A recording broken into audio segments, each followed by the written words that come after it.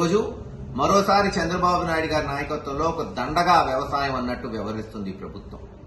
ఇస్తానన్న అన్నదాత సుఖీభవ పోయిన సంవత్సరం ఎగ్గొట్టారు. అంటే ఒక్కొక్క రైతుకి దాదాపు 20,000 బకాయి ఉంది.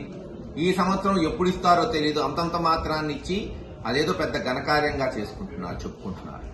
అందుకే ఇప్పుడేం ఎన్నికలు లేవు. కానీ జగన్మోహన్ రెడ్డి గారి నాయకత్వంలో రైతులకి న్యాయం జరగాలి, వాళ్ల గళం రాష్ట్ర ప్రభుత్వానికి కేంద్ర ప్రభుత్వానికి తెలియజేయాలని ఆంధ్ర రాష్ట్రంలోని ప్రతి రెవెన్యూ డివిజన్లోని ఆర్డీఓ ఆఫీస్కి ర్యాలీగా పోయి మా నిరసన తెలియజేస్తూ మా యొక్క రైతుల యొక్క విజ్ఞప్తిని ప్రజల దృష్టి నుంచి ప్రభుత్వం దృష్టికి తీసుకెళ్లేటట్టు ప్రయత్నం చేస్తున్నాం. కానీ దానికి అధికార పక్షం చంద్రబాబు నాయుడు గారు పోలీసులను అడ్డం పెట్టుకుని ఈరోజు ప్రతిపక్షాల గళం తొక్కడానికి నొక్కేయడానికి ప్రయత్నం చేయటం ఎంతవరకు సమంజసమో ప్రజలు అర్థం చేసుకోవాలి.